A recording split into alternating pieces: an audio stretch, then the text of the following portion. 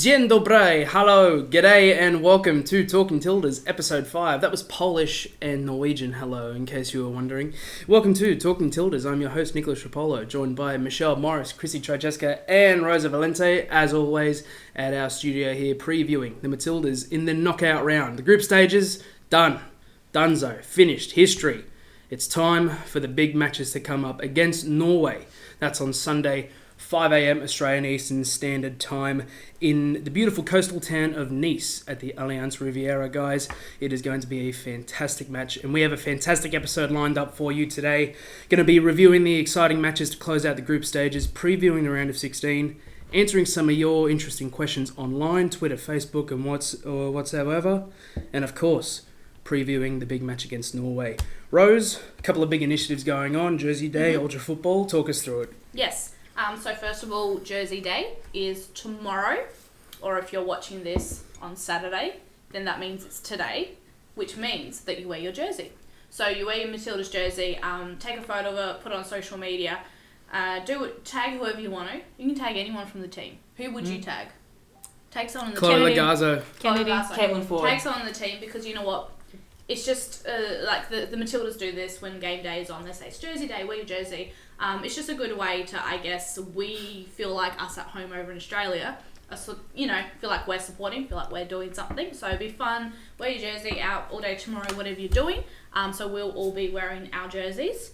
And also another really fun thing is next Saturday, we, us lovely, beautiful people, will be hosting a FIFA tournament at Ultra Football in Sydney. Yes. So that does start at 4 p.m.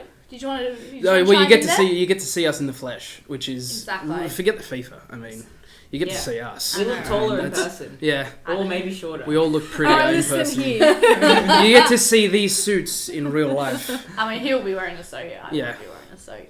Anyone have a pantsuit? No. I mean, definitely not to a FIFA. From way back in the days when I did sideline, but fucking God knows where that is. So we'll be there from 4 p.m. We'll be there a lot earlier. So there is only a couple spots left if you actually want to participate in the tournament. So the winner will receive a $100 Ultra Football gift card. So we will actually give you something for participating, as well as the enjoyable day that you're going to have with us, because we're going to have so much fun. But yeah, anyone, if you don't want to participate, anyone is welcome to come. Just look up Ultra Football if you've never been there before. Check it out. Check out the website. Come down and you can just watch us make idiots of ourselves live in the flesh. You don't even have to introduce yourself. You can just watch from afar like a really creepy person. And just wait for us to make a mistake, because we're going to make it. It's bound to happen. It's bound to happen. Just count to like that. 30. Literally count to 30. Something else will probably happen. It's gonna be a fantastic event. It's gonna be a lot of fun. Come find us, and if you want to come find me, have an in-depth discussion about the white paper, then I would love to do that. Come along, Ultra Football. That will be a fantastic event, guys. The group stage, as I mentioned, is finished. Big matches have come and gone. Michelle, yes. Big match that happened. Thailand 0, Chile 2. A great win, but unfortunately, not enough to get into the next round. Not enough. We needed one more. We needed to win 3-0, and we had it. We had a penalty in like the 85th minute, and she just hit the crossbar. You know, devastating. Hit the bar too early. Huh? Hit the bar too early. Yeah. Is it too soon for jokes? Yeah. Okay, sorry. Let her heal, Rosa. Let her heal. Was it? My heart is broken. Did you feel like devastated, but you still felt like really proud instead though? Like in tears. I was very, very upset. Yeah. I went to, game was at 5 o'clock this morning. I went to bed at like 7:30 in the morning. And I'm walking back to my room, back to bed, and my mum goes, "Did they lose?" Because I was just silent, because I was loud, very loud, the whole game. Because we had it. We were playing so well. You know, they were doing good passes. They were playing attacking football, not very defensive compared to their USA-Sweden games. And there was a lot of things that I think could have gone wrong, but everything was going well, especially that second half. In the first half, there was like 3 goals that should have been had already. But it's just the crossbar just keeps getting in the way, that damn crossbar. Yeah, it's similar Yeah. to me. It's similar to me in the reaction whenever the Socceroos and the Matildas lose. I like trudge around the house with my head down, frown, just thinking, and my mum's like, "Yeah, someone lost." But I didn't will they?" say, like, I'm so proud of them to getting to this spot. They went like 2.5 years without playing an international game, and they lost their ranking. And South American teams, women's teams, just don't have the respect and the funds that their male teams have. And so for them to be here, for Argentina to be here, like, it was just, it's an incredible moment. And I think a lot of young girls in Chile will see this and be so proud and so inspired by it's that icebreaker. Yeah. Well, that's perfect. But another match that was full of amazing action. Scotland, Argentina. Chrissy, you were following that very closely. 3-3. Scotland up 3-0. Managed to lose it in the last minutes, and it eventually has knocked them out of the World Cup, despite the fact that they got finally a point, but it just wasn't enough. Of course, it wasn't enough. It was. I think more people will be talking about the VAR decision. That's probably what's ticked everybody off the most, because. Did it tick you off? Ticked me off, of course it did. So for those that don't know, Argentina had a penalty in the last minute. They need to score to level the match. It was saved by the Scotland goalkeeper, but it was brought back from VAR because she was off her line when she saved the penalty, and of course Why about that much? And because of course Argentina scored and managed to take a point away. How devastating was that? It was quite devastating, especially after the amount of work that Scotland put into that match. I mean, come on, 3-0, and then Argentina come back within literally 5 minutes apart from each other. 2 goals were scored. One was an own goal, sadly. There was another massive kick to the guts for Scotland, but the last VAR decision, I think that's what checked it off for everybody. Some will say, yes, it was properly decided. Others will say it's... I mean, come on. We will get into the VAR decision a bit later as well. I was just going to ask, because Chrissy is the Mark Bosnich of our show, because she is a keeper. Maybe not Mark Bosnich levels. I'm sorry, I don't want to put you down like that. But she's got plenty of time. She's only 21 years old. I'm sure, if you work hard, put your head down. American anyway, the keeper inside of you, what did you personally think? Just flip table. Asterisk. That's what I thought. As a keeper... Yep. You got to stay on your line. Yep. You can't move from that line. Yeah. Yeah. So what she was wrong. I know. At the end of the day. Well, at the same time, it was by that much. Yeah, but it comes to the point. We're going to talk about this a bit more later, but in terms of like the scale, the centimeters, like the severity of it isn't all that massive, so that's where the discussion is. But fantastic game, that one, and another fantastic game, a historic one as well for a Southeast Asian team, Thailand. Rose, you were watching Sweden versus Thailand closely, a 5-1 win for Sweden. Yes, great win for Sweden, but obviously no one was really paying attention to Sweden's win because I guess it was kind of easy for Sweden and we all saw that happening. But we were also excited because Thailand scored their first goal.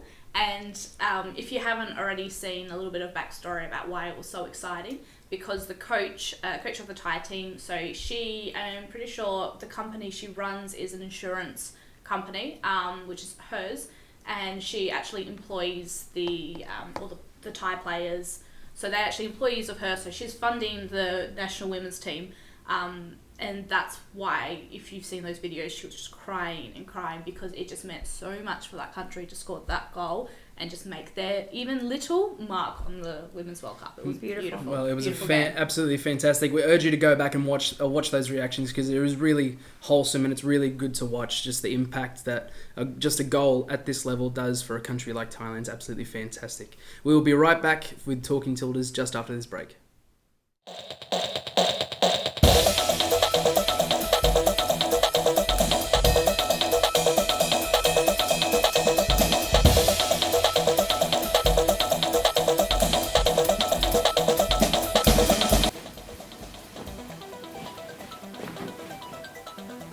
Chrissy, have you seen my shirt? Mine now. And you can get one too from footballcult.shop. Welcome back to Talking Tildas. The round of 16 kicks off very soon and we have some absolutely fantastic matches that we are in store for the Women's World Cup. Germany, Nigeria, England, Cameroon, Italy, China. That'll be an interesting match, guys. There are some blockbusters here. Chrissy, which one are you looking forward to I'm most? looking forward to France and Brazil straight away. I'm even going to stop you there. I just want to see that match happen. Well, you will see that match happen because they're playing each other. I cannot wait for that one because France, of course, they're in their country. They want to make a mark on that match. At the same time, Brazil, they want to pick up from what happened against Australia and against Italy. So Well, they got a bit of a confidence boost in beating Italy, and it was only 1-0 via penalty. But heading into France, I mean, it's going to be a tough match for Brazil. They're not in the best form. Do you think that they may be able to strike lucky there against France? You don't know. I think, if anything, it'll be a draw. I don't think that'll win. Maybe it'll be a draw. Go to extra time. Probably. Penalties? France. No. You know what? Just for the excitement, For I'm the going to go excitement. yes. Yes. There's no excitement France. that's just stress-inducing. Yeah, well, you know. Well, Keep France. you on your toes. Brazil coming third in our group, so that was the game that we may have had to play in if we didn't finish third. So I think we'll be watching that game with delight, as I think France will defeat Brazil quite comfortably. Rose, any matches that you think are going to be very exciting? I think Spain versus USA. You guys are taking all of my matches. That's why There's 8 of them there. You'll be fine. Just choose another lucky dip. Spain, USA. Spain, USA, yeah. Spain weren't bad in the group stage. No, they weren't too bad. They could have done better. So that's why I'm hoping that maybe it was just a slow burn, slow start. I think they could have done, especially their first game, I think they could have done a lot better. So, I'm hoping for a real thrilling game. One team that didn't start off with a slow burn is the United States. Do you think that Spain could cause an upset? Well, I'm hoping that Spain is a strong enough competitor because the United States are just cruising through it. I mean, I don't even want to stay up to watch the games because it's like, oh yeah, they're going to win. Yeah. It's like, no, I want to see a good competition. I want to see somebody match them, if not beat them. And Michelle really wants to see them lose. I really hope Spain just pumps USA. Well, in our first episode, Michelle thought that the United States would choke, and when I asked you, what do you mean by that, you said round of 16 or quarterfinals. So, I mean, by no way is Spain going to be a walk in the park, obviously, for the United States. So you'd hope that they can cause an upset. I actually think that match could go to extra time, personally, for me. But Michelle, any matches that you think could go to extra time, something that'll be interesting? Look, just because of the tweets I've been getting recently, I really hope Germany pumps Nigeria. I'm hoping for a solid 14-0. Jesus. Just because of the tweets that I have received last night and this morning and just now a few minutes ago. Bring them to our attention. Germany have been rather stuttering at start. I mean, they had 2 1-0 wins. People thought that they would be able to... They did pretty much cruise through the group stage, but be putting in some better performances. So you'd think that Nigeria obviously came third in their group, so you'd think that perhaps Germany could put them to the sword here. And the other thing I was going to say is Netherlands. I really want to watch them play because I think they're just such a boss team, and also I love their fans. I think they have some of the best fans this tournament has seen. So I'm really keen to see them play against Japan. Netherlands really against Japan. Yeah, I'm sure that would be a fantastic match. Well, one match that we will all be watching is the Matildas versus Norway, and that's happening in Nice at the Allianz Riviera on Sunday, 5 a.m. Australian Eastern Standard Time. Sounds nice. But guys... It'll be a long time before we get to go into any coastal towns for a swim in Australia. But guys, the Jamaica match, we'll talk about that very quickly. Was it the match that you were hoping that it would end up with? 4-1 win. Were you I was very upset that we managed to concede because I said last week box number 1 would be clean sheet, and we didn't manage to do that. So that really has annoyed me. What do you feel the same? I can agree. I'm quite annoyed at that. It was an easy match until we of course gave away that 1 goal. There was blind panic for the back 4, and that upset me.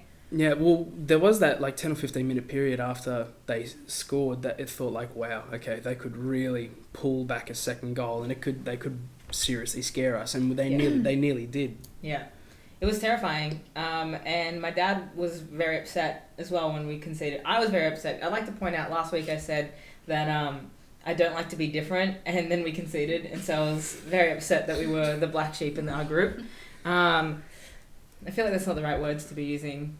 Anyways. Well, because we were caught in transition so many times. Yeah. For our goal, Emily Van Egmond gave the ball away, something that she's become known for doing a little bit, being a bit shaky in possession. And on the break, Jamaica managed to score, and it's a problem that we've seen in all 3 games. So do you think that's a little bit worrying, Rose? What was the most worrying part? I believe between the 45th minute through to around the 70th minute, I actually think we played terribly. And my biggest concern was how we're using Sam Kerr, to be honest. Crossing. Yeah, like I know, okay, yes, she's scored 4 goals. Like that should be, obviously we're celebrating.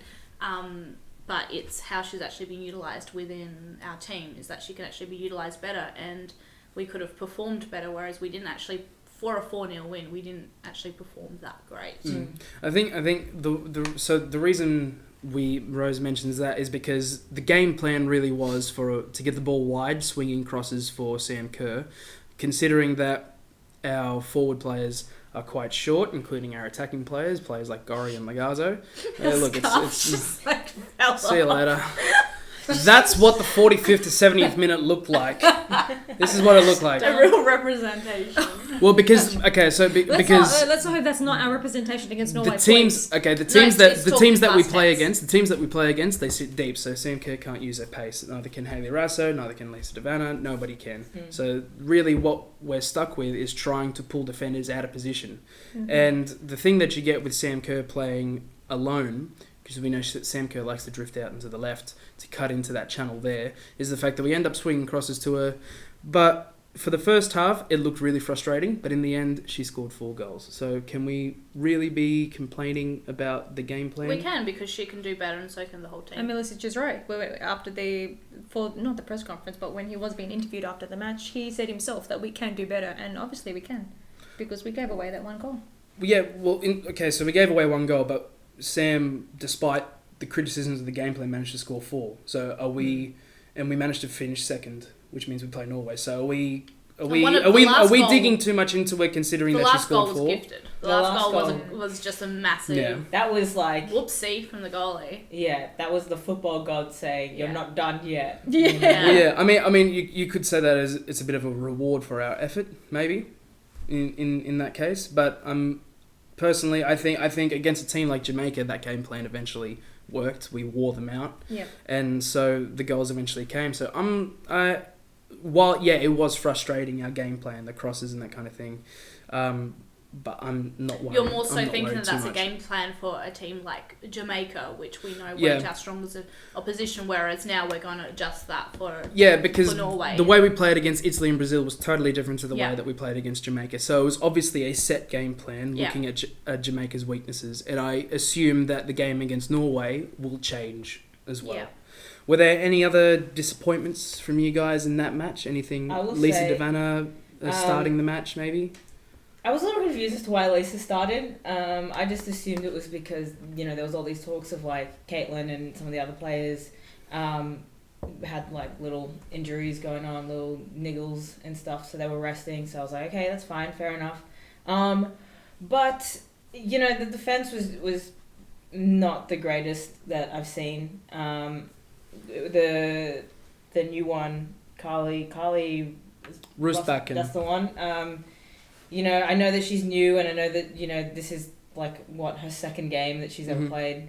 But there was some like pretty big mistakes that led to them just like going on the breaks. And Jamaica are fast players. I think overall she actually played pretty well though.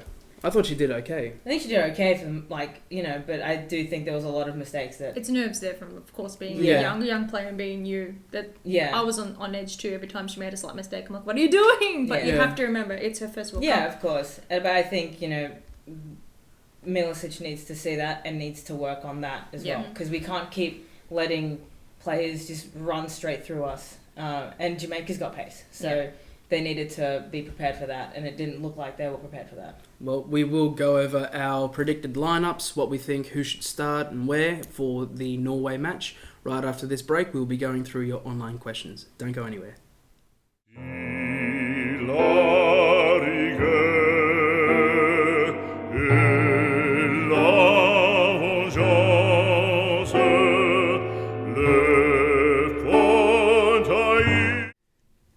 Welcome back to Talking Tildas. It is time for our favourite segment of the show. We get to answer your Twitter and Facebook questions. Rose, take it away. We've got some fantastic questions. So let's start with the fun one first. Giddy Bit, who's also known as James, which I don't think I even noticed that last time. I think I just... changed it around, didn't he? Oh, good on him. James. Hey, James. So he's asked, what's everyone's favourite goal of the tournament so far? I'd say Aurora Galli against Jamaica. She scored a banger from outside the box. And that's my favourite kind of goal, really. Nice. Mine was the last match, Argentina and Scotland. It is own goal for Alexander, but I have to say the Argentinian player who actually kicked that ball first, that was an amazing goal. Right from outside the box, hit the post, went in. Beauty. So that's my favourite. Michelle? Mine was from Chile's match this morning. Cote Urishia, something like that. I don't know. You're Chilean, Urrutia. Yeah, but their names are so hard to pronounce. But she scored a header, and she's the first Chilean player to score in a Women's World Cup, and she made history. So Nice. beautiful moments. The Chile women's Tim Cahill. I don't know. Chris, Rose, your turn. I'm just gonna go with any one of Sam Kerr's goals. Yeah. Really, just, Yeah. You know what? Because Pick one. I believe didn't I pick Sam Kerr for Golden Boot, Golden you Boot? did. And yes. who did you pick for Golden Boot? Alex Alex Morgan. Morgan. And They're what right. are they both on? They're both on five 5. goals. So just saying. Sam Kerr's played more minutes though. Yeah. than We both Alex said Morgan. Le Sommer, and Yeah. we're not doing She, too well. oh, she could. Nah, you know what? You never know. Oh, you never know. They're up against. Okay, so Dave would like to know thoughts on implementation of VAR during the group stage versus its use at the Men's World Cup. Have they gotten better, worse at using it since last year? Do you think they've gotten a lot of the decisions, I can't read tonight, right, or are they picking out decisions so minor it becomes questionable? I mean, Okay, so there's a couple of questions in there. So pretty much, Are how's they- the VAR? Are How do they? you like it? Is it better than last year? I'd say yes. I mean, like, I'd Yes. say yes. It definitely is better than last year. But at the same time, also, like, the question is, are they picking out everything under the sun? That's also a yes, they are. They need to calm down. But on that. does that mean that it's better than last year? Definitely better than last year. I'm just going to say yes. Definitely I'm better. not But- sure if but- it's but- better than but last how- year, but I But think they how need is more it? training. How is it better than last year? If They're not necessarily they're being making- picky. They Being are too being picky. picky, but the thing is, they're sort of making the right decisions on being picky. They're being over picky with the decisions, but they're the right decisions. They're not making mistakes here, which is good. And is that It's the interesting. direction football's going? Well, I it's, don't it's know. interesting that you mentioned being over picky is a good thing, because people would say being over picky is the problem with the VAR. Michelle, Yeah. what's your take on I it? think if they're gonna use it, they shouldn't be taking like 20 minutes to get a result for It's a bit a of an yellow exaggeration. card. Yeah. You know, little bit of an exaggeration. Or the offside. But That's then, another you thing. know, they're Well, taking yeah. so long to get these, you know, results to come through. It's taking too long, and then also, so from this World Cup, watching the Copa America at the same time, they're just picking and choosing what they want, and it's just ruining the flow of the game. And on top of that, all these offside calls as well. They're taking too long to raise a flag because they're told to leave it and wait for the relying on- VAR to do it. And I think that should work if it's a close call, like something closer to the box or something. But if there's a player who is miles offside and then they Yeah. score the goal and then they put the flag up, like, you're just wasting everybody's time. Just Yeah, put the just flag up. irritating You just everyone. know. Well, yeah, that's Yeah. an interesting discussion, because you're mentioning that they're taking too long to make decisions, but they're pulling so many decisions back that it's totally ruining the flow of the game. That's what you Yeah. think. Rose, do you agree? Sorry, I wasn't listening. Just read Yes. the questions are long. The questions are long. That's why. Well, like because Yeah, no, the offside. because they pull so many of them back. There's Yeah. so many decisions that they've got to go to Well, no, they VAR, and shouldn't. it takes so long. They should be treating the VAR like we treat editing on here. We try and do every single take without needing any edits at all. But you know what? We know it's there. It exists. If we need to, Michelle can cut things that we say out. But we try not to swear, and we try and do it all nice and flowing. That is how they should do the goals. I try not to Well, say yeah, I think the Offsides. thing about the VAR is that what I find irritating is the fact that the referees are leaving so many decisions, so offsides, that we can see from our television screens, not hypocritically, but are clearly offside, and they let play go on. It disrupts momentum when they have to bring it back. We have to stop the game for 2.5 minutes. And I think it was John Cosmina that mentioned he would rather get rid of the VAR and prefer the naked eye and let referees work on their craft, get better at what they do, and learn to make the correct decisions properly, instead of every decision having in the back of your mind thinking, I have the technology there in case I make a mistake. That breeds overconfidence, and maybe a bit of laziness on the part of the officials. Well, maybe where it's coming from, like maybe somebody in some type of top management to the referees, maybe they need to be the ones saying, look guys, this is just a backup, this is just to pick up any mistakes that have been had. It seems like it's something that they're being taught, or it's something being said, that because they're all doing the same thing. I mean, isn't this like the same issues that we had when the VAR was introduced into the A-League as same well? Same as men's. They exactly the same. They were too reliant on using this technology that the game just was falling apart because the referees and the linesmen weren't doing their job properly. At the same time, they weren't doing their job in the VAR room either. In the A-League, they have no idea how to use it. But these VARs, these female VARs, this is their first time using it. Yeah. So. And you got to it's hard to compare it with the men's. You got to put yourself in their shoes. So it is a huge tournament. Yeah. So there's a lot of pressure. And they want to make the right call, which is totally fair enough. Like, I understand wanting to make the right call, but it's just there needs to be something done so that they can get the results out faster. Yeah. A big debate about the VAR, especially at this World Cup, is what we saw in the Scotland-Argentina match, where VAR was pulling back for goalkeepers that were off their line. The Premier League announced that they wouldn't be using VAR in a situation like that for the next season, 2019-20 season for VAR. Do you think in that rule, in terms of goalkeepers off their line, they shouldn't be scrutinising that much? In terms of coming off your line, unless it's absolutely ridiculous. Unless it's absolutely ridiculous, of course. But of course, it's a reaction for goalkeepers to come off their line so quickly. That's a normal reaction. If it's a damn foot in front, I understand. Then pull it back, retake the penalty. But for something as small as Argentina and Scotland, I wouldn't be fussing too much on that because, like Michelle said, it kills the game. Constantly having to redo it until the keeper sails on their line. Michelle, you've got officials there. Linesman. Yeah. You got the referee. So you got the referee in the box watching encroachment and watching the taker, and you've got a linesman that's watching the goalkeeper. Do you really need to bring VAR into that situation for goalkeepers? Probably not. If anything, they should be watching these penalty kick takers to make sure they're not stopping. You know, there's stupid run-ups. Some of them have the worst run-ups and they stop. You're not allowed to stop when are going for a penalty kick. What about if goalkeepers are doing a wiggle dance? Absolutely not. Why would they do that? I wonder why. Why would they win A-League? Why would they win A-League Grand Finals? And why would they get a national team call up and then play for the national team? But yeah, so there's officials there that are there to make those decisions. Yeah, there's officials there, and I think that they used to have another like a goalkeeper official before the VAR. You know, they had someone who would stand behind the goal to make sure that there was no one, nothing sus going on there. So why not just do that again? Yeah. You know?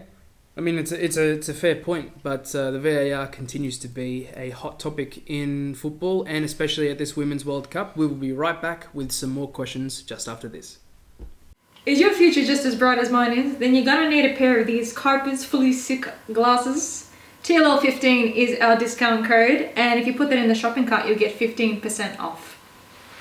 Welcome back to Talking Tildas. A couple more questions from Twitter and Facebook to go through. Rose, what's next? Okay, so replace the Knicks. Again, their name, not a statement from us. Regarding the second division white paper released yesterday, would you rather see a W League expanding eventually in accordance with men's football, albeit a plus 16 team league without pro rel, or head straight for planning a second division with aim to pro rel? I think both have benefits. I'm going to jump straight in and say yes. Yes to a yes. Second division promotion relegation?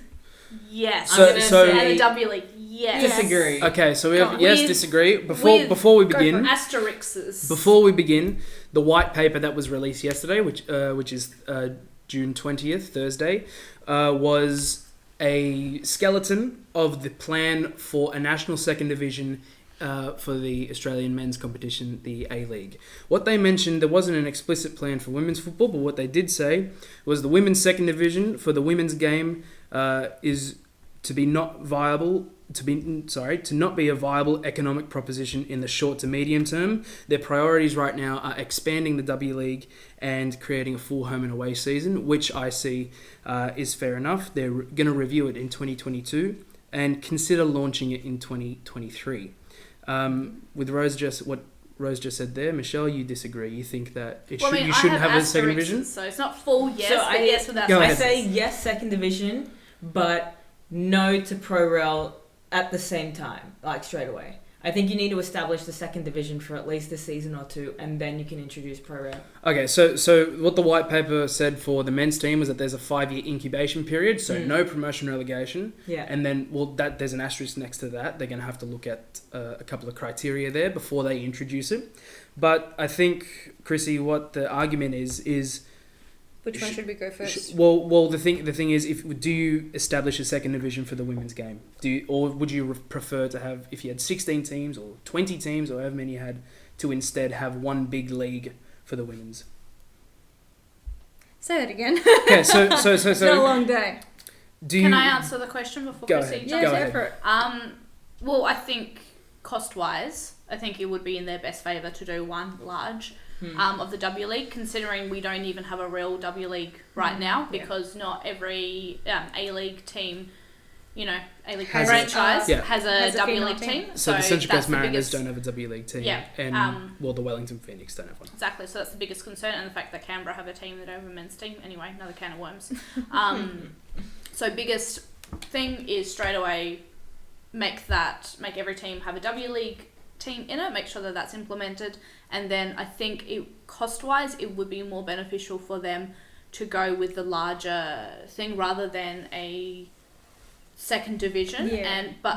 I like where they're going with things, that they're reviewing everything. So they're going to bring something out and they're going to review it. How did that go? What do we need to change? So that's definitely with the W League, that lots of things need to be reviewed, because I don't think anyone right now can keep up with the pace of women's football, because it's growing.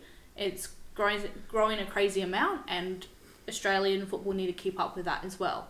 That's true, but you got to look at the reasoning for why they may want to put it on the back burner for now. Those priorities that they mentioned, expansion and the full home and away season, are fair enough. You've got to get your backyard sorted before you can look to, plant some hedges. Yeah. Especially before I let you go on, you'd think that there's a natural argument there in terms of, if you have, let's say a 12-team A-League and a 12-team second division, that each team would have an A-League team, and it would just simply correlate to a women's first W League and a women's second division. But what I think is where the good argument for a big women's league without promotion relegation is definitely hinged upon the commercial side of things, and also the TV deal. Because what we're talking about is, how do we underpin a men's second division with that support of a proper television deal, with that important bit of funds? If we're looking at that question for the men's second division, I'm not sure it's going to be that easy of a discussion talking about the women's second division. So I understand why they say that it's not a viable economic proposition right now to be looking at it. But personally, I'm still torn. I'm not sure what is the better option.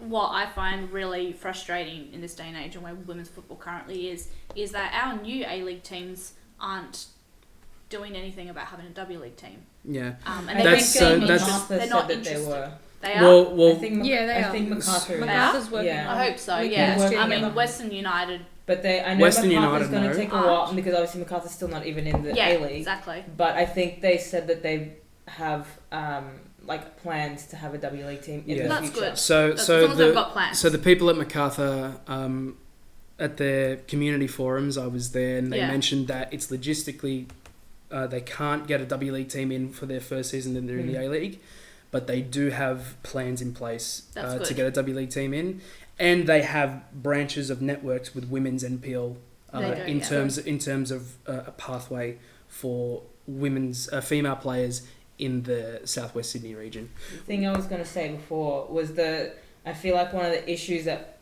we could have if we have a full home and away season for the W League is a lot of them play in the US, And it's the fact that it's extended would be the issue if they were playing in the US. And we have that partnership now with the NWSL where clubs are going to be, not to say in bed with each other, but they're going to be working together in terms of sending players and developing partnerships with these. And that's a better word. That can't happen if the two seasons overlap. If W League and NWSL overlap, a lot of them, we may lose a lot of great players here in the W League because they will more than likely choose over there. Yeah. Anyway, well, we got some more questions to go to, so we'll jump over to our next one. Are we going to a break or no? We're good. No, just one more question. We're jumping in. All right. Okay, next question. Quick. Other one, while we're on topic, replacing Nick's sent through another one. Should New Zealand teams be involved in planning the future of women's football in Oz? No, absolutely not. Okay, so the argument there is coming from a place where Wellington Phoenix aren't in the A-League.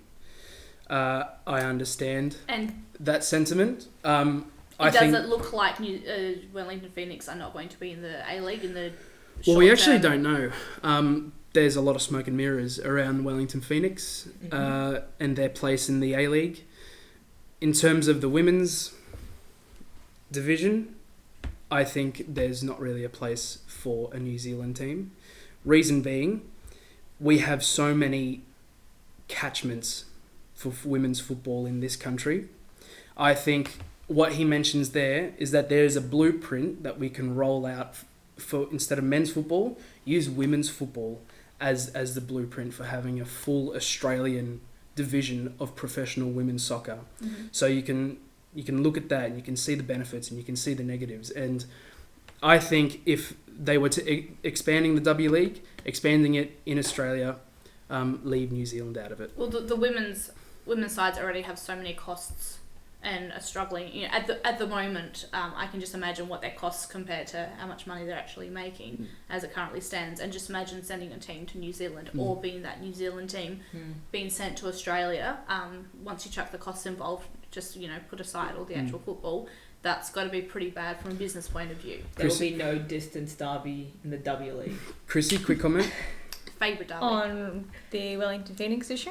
Well, on a New Zealand team being involved in the W League and expansion. At the moment, because of the A-League team going downhill, I don't think there's a place at the moment, like you said.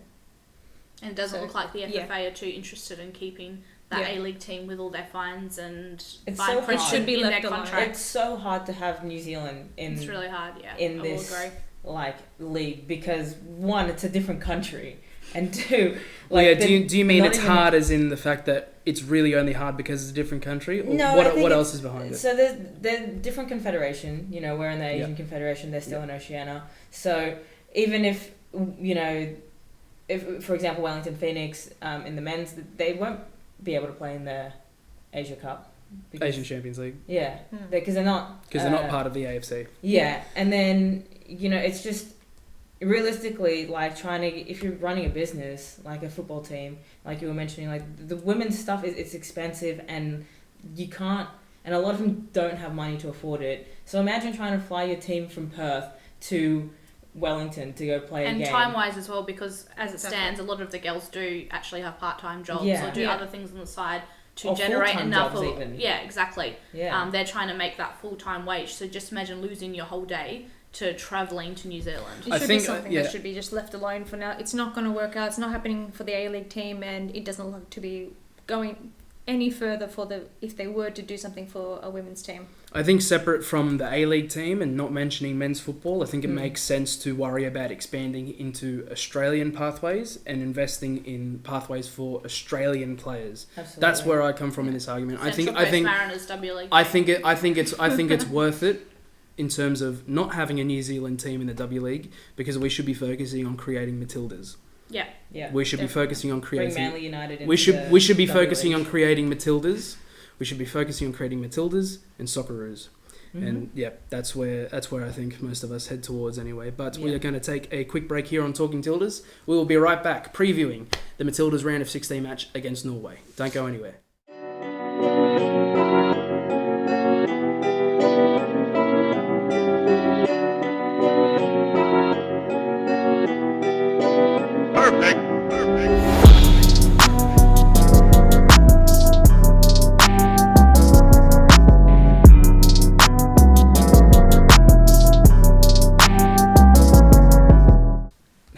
in haste in terms. No, of, I mean as in her this is bringing like- it up in general into the world that we live in and into life. Why did she bring it up? I don't think it's a debate worth having. I mean, look at Tianenla, the Chilean goalkeeper. She's almost 6 foot.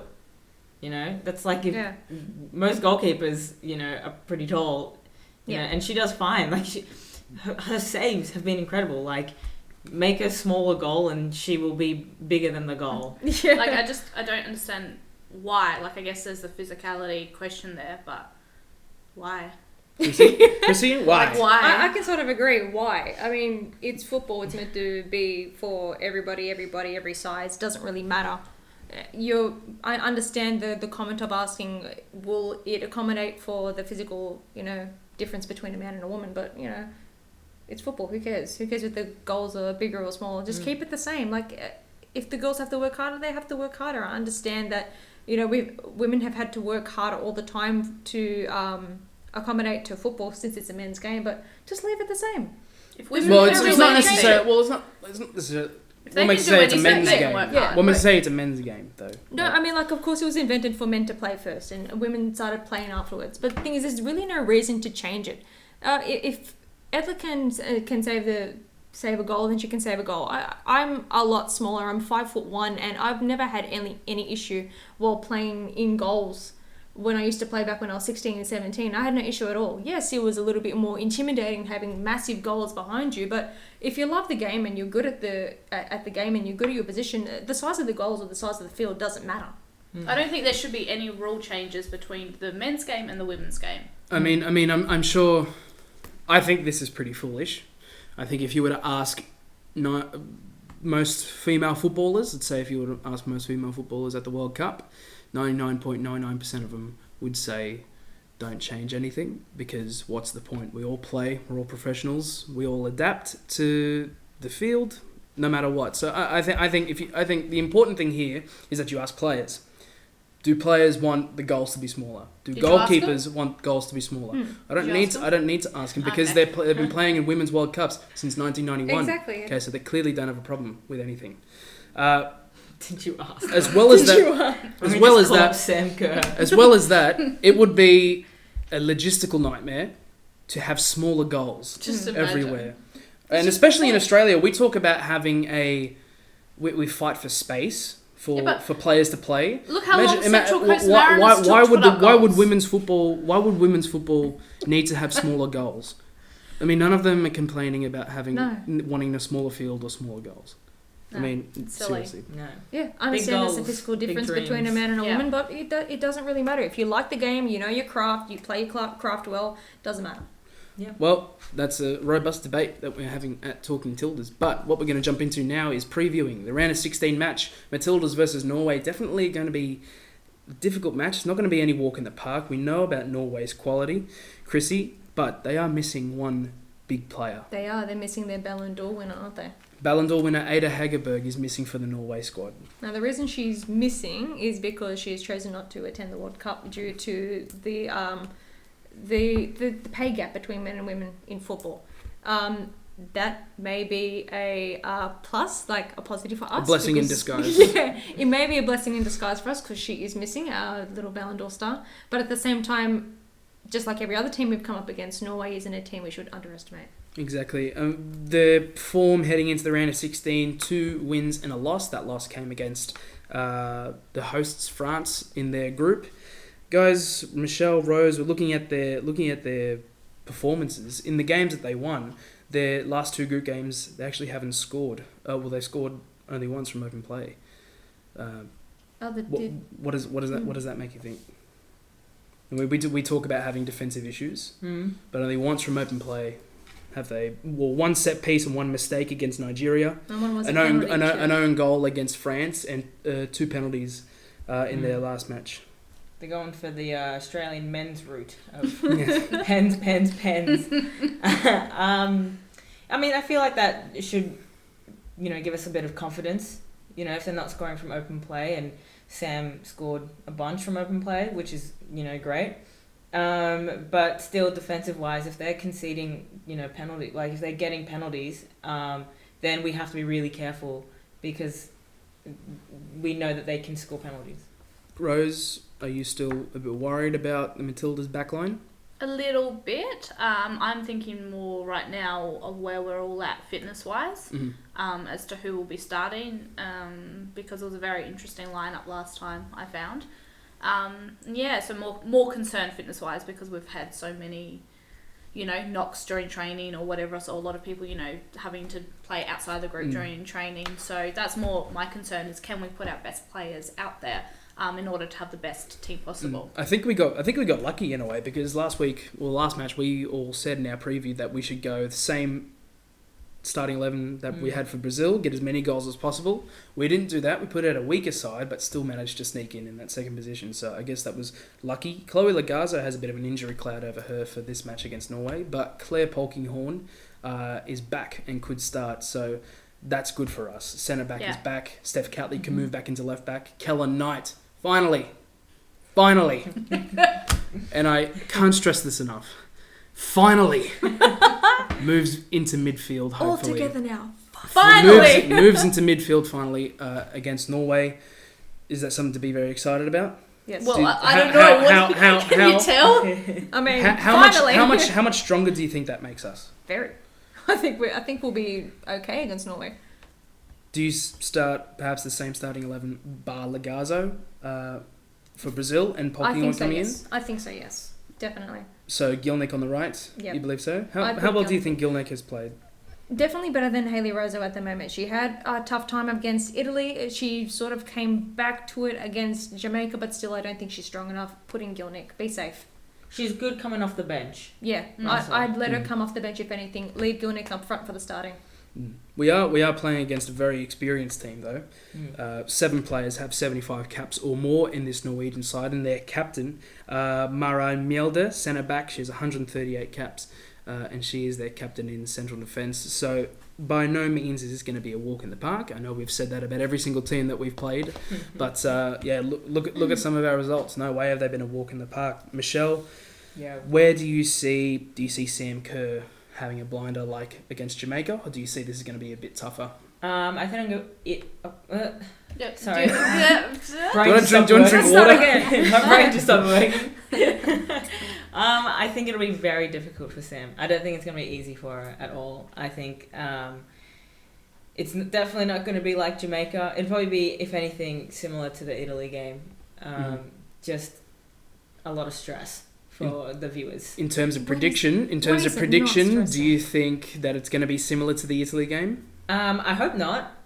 Hope not. I'm hoping not. I'm hoping it's more like the Brazil game. Yeah. Okay. Do you have a prediction for the match? Look, my heart says 2-0. My heart doesn't say 2-0. But I'm not sure it's 2-0 to who. Chrissy, what do you think? Prediction? I think we're just going to scrape it. It's going to be 2-1. 2-1. Rose, what do you think? I think we're going to hit 2-2. We're going to go into extra time. We will then win it in extra time with 1 goal, making it 3-2. I think Hayley Russo will probably wear a ribbon. Yes. And I think Sam Kerr will start. And probably Lydia Williams in goals. And Chrissy will lose her mind. Well, that's a very specific I heard someone prediction, say that but they I wanted think it's Williams out. quite confident. Please, no. You know, someone said they wanted Lydia Williams Who out. is this person? Why? Who are I you? don't know. I saw a comment on, I think it might have been on Facebook or something. They were like, "Get rid of Oh, Williams." forget I was like, "Get Facebook. rid of you." Should be right. I think we're going to win this match 1-0. And I know it's ambitious to aim for a clean sheet, but hey, look, I don't know anymore. I don't know what to believe anymore. So World Cup, anything can happen. Exactly. Oh, Well, that's it from us, from Talking Tildas. Rose, you got a little thing here for Kuipers. Yes, so before we head off and say adios to everybody, our lovely friends at Kuipers have given us some sunglasses to give away. So because they love us and we love them, of course, how can you not love us? So our fans can win themselves a free pair of Kuipers sunnies. No idea which pair, so do not ask me. You could get really lucky and get a really great pair. I mean, they're all great. We'll look into their website and let some of the sponsors... I mean, Gerard Piqué is wearing glasses, Gerard Piqué. We've lost all the Real Madrid fans, but Gerard Piqué was on their website, and we're like, we're in the same category as Gerard Piqué now. So the rules for this competition, though, to win, and by the way, the winner will be We will announce it live on air on the next episode. So you have from now until the next episode to enter this competition. And I see, now I forgot how to speak. It So happens. basically, It's what we're contagious. gonna do is So what we're gonna do is you have to meme us. It's Any gonna one be of easy. us. One of the 4 panelists, all of the 4 panelists, 2 of them, 3 of them, whoever you want to. As long as Michelle, Nick, Christina, and Rose, it can be in any way whatsoever. Just please don't cross the line, okay? Don't be too rude. But you know us, we're good with banter, we can handle it, so just meme us however you want to. It doesn't have to be to do with Talking Tildas, it can be to do with anything. Use your imagination. The most creative one wins, and that will be decided by the 4 of us. Behind the scenes, and we're going to have, it's going to be all over the wall. Oh, they were good, and then 5 stars for imagination over here. So go wild, everyone, with that Kuipers offer there. Don't forget Ultra Football next Saturday. Next Saturday? Saturday. 29th. Next Saturday, the 29th of I June. don't remember. We will be... We're all forgetting. It's been Hey, a look. long 3 weeks, isn't it? Saturday, 4 p.m. Next Saturday. How many not weeks? The day Next that you're Saturday, the watching. Next 29th of June, 29th. 4 p.m. till 6 p.m. Come and see us, Ultra Football, for a brilliant bloody FIFA tournament. You're going to love it. It's going to be brilliant. It's going to be bloody good, all right? It's going to be bloody good. You're going to love it. As well as that, we have... what else do we have? We're playing a Rose? game. We're playing a game. Matildas are definitely playing a The game. Matildas are playing a game. They are. You wouldn't believe it. In Nice, Sunday, 5 a.m. Australian Eastern Standard Time. It's gonna be nice. It's going to be nice. The We're going to have a jokes. nice in Nice. 5 a.m. Australian Eastern Standard Time, cheering on our girls. Get your prayer beads out, because we're going to need it against Norway. Voodoo Guys, dolls. thank you so much for joining us here on Talking Tildas. I have been your host, Nicholas Rupolo, alongside Michelle Morris, Christina Trajceska, and Rosa Valente. Guys, pray for the Matildas. Good luck, girls. Thank you so much for watching. Way. Bye-bye.